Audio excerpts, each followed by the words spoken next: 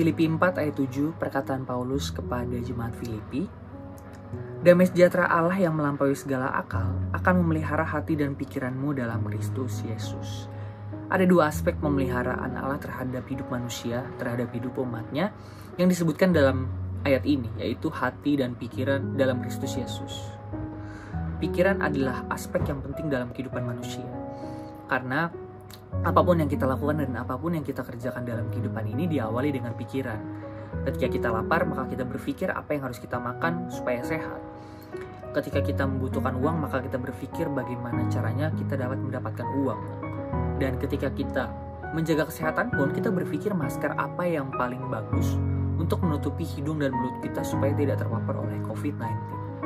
Nah, berbicara tentang pikiran, maka kita harus menjaga pikiran kita setiap hari supaya kehidupan kita tetap sesuai dengan arahan-arahan Alkitab, ataupun pikiran kita tidak tercemar dengan kehidupan duniawi. Ada satu kata penting yang sering kita baca dalam buku-buku atau kita dengar dalam renungan-renungan pengkhotbah, yaitu metanoia. Metanoia bahasa Yunani yang dipakai oleh Alkitab sebagai perwakilan bagaimana caranya kita menjaga pikiran kita. Metanoia terdiri dari dua kata, yaitu meta, yang dalam bahasa Inggris berarti beyond atau melampaui, atau juga bisa disebut dapat diartikan berubah dari sesuatu. Sementara kata noia berasal dari kata nous yang artinya pikiran. Nah, dapat disimpulkan metanoia ini artinya perubahan pikiran, perubahan arah pikiran manusia, perubahan pikiran dari para pengikut Kristus. Pertobatan yang disebutkan oleh metanoia bukan hanya sekedar perilaku-perilaku jahat menjadi baik, si pecandu narkoba berubah menjadi seseorang yang bukan pecandu narkoba, ataupun seseorang yang tadinya pencuri berubah menjadi bukan seorang pencuri. Akan tetapi perubahan yang dimaksudkan metanoia adalah perubahan yang dilakukan dimulai dengan pikiran kita. Bahkan Paulus dalam Roma 12 berkata, "Berubahlah oleh pembaharuan budimu." Mengapa kita harus berubah terus-menerus setiap hari dengan pikiran kita? Karena setiap hari kita dihadapkan dengan banyak hal.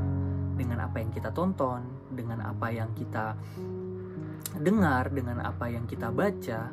Dan ketika kita banyak membaca tentang berita-berita terkini, ada peperangan mungkin di Rusia dan Ukraina, ataupun sekarang COVID yang sedang naik-naiknya, maka semua berita-berita itu akan memunculkan ketakutan dalam pikiran kita. Sehingga mungkin saja ada beberapa dari kita yang semakin takut dengan kehidupan yang dijalani hari-hari ini.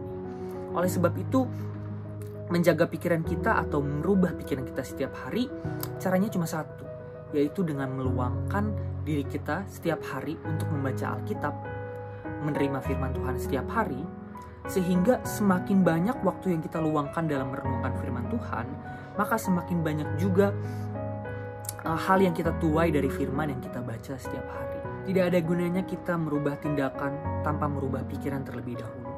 Sebab akar dari perilaku kita, akar dari segala sesuatu yang kita lakukan dalam kehidupan ini adalah pikiran kita. Perubahan sejati dalam kehidupan ini adalah perubahan dari dalam keluar, yaitu dimulai dengan pikiran kita, dan pikiran kita akan mengubahkan perilaku dan apapun yang kita kerjakan dalam kehidupan ini.